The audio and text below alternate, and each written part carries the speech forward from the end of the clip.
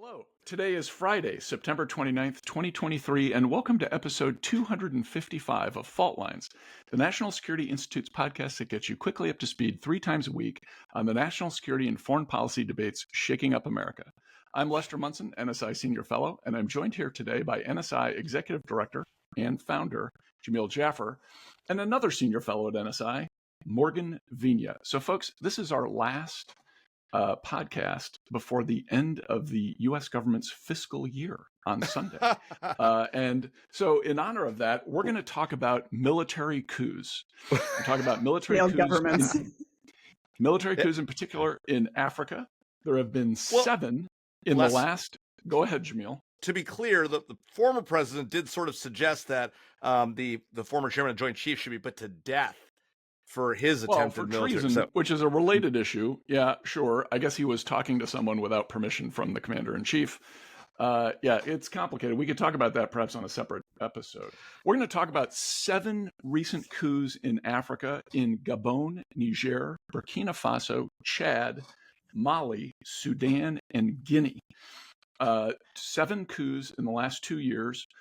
We've talked about this issue a little bit before. There's been 2 recent developments. Number one, the U.S. government is calling the coup in Gabon a coup, which means that there's going to be certain restrictions on U.S. aid programs and U.S. activities in Gabon. So it really limits the ability of our national security apparatus to take action there. And also, recently, in the last couple of days, we're seeing French troops being withdrawn from Niger after massive protests against their presence.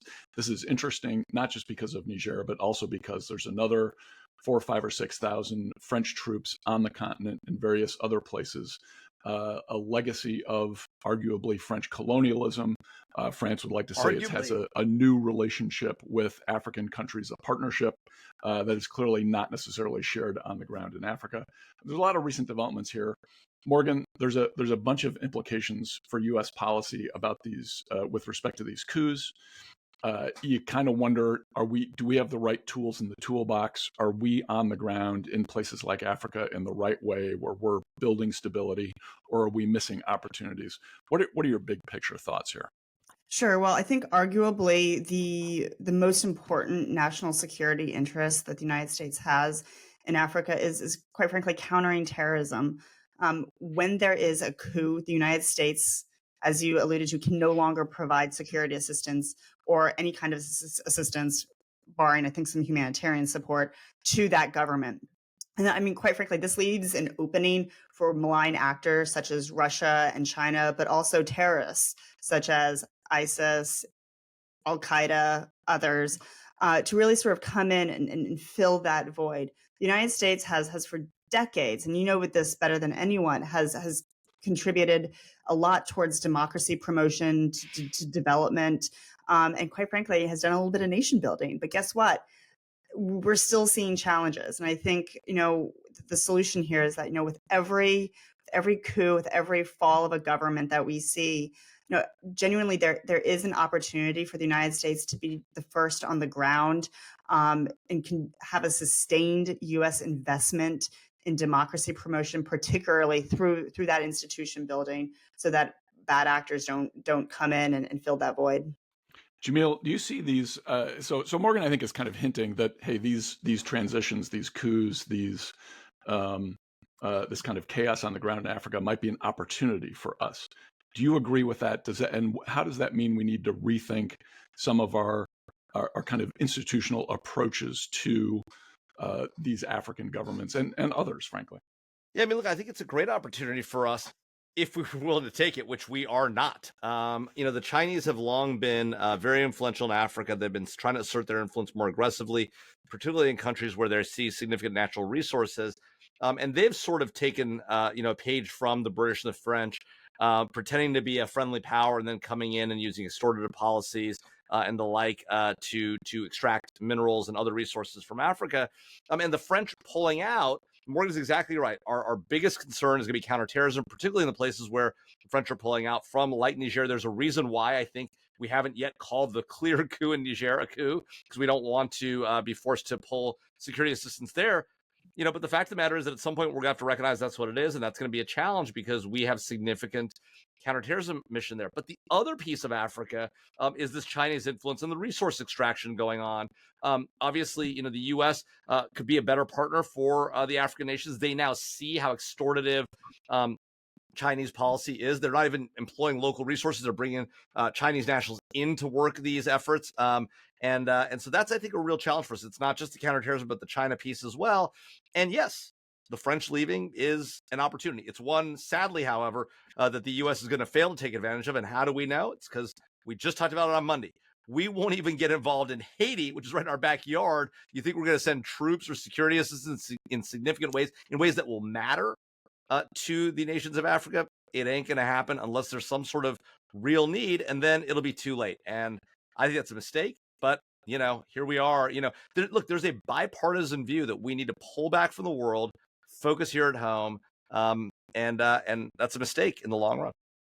Morgan, you were at the Pentagon. You were at the U.S. mission to the UN. You've seen this issue from a lot of different angles. It seems like we're missing a tool in the toolbox. The Wagner Group goes in and basically provides security assistance to African governments in a way that in a surprising number of cases, they find more useful than the stuff we're doing.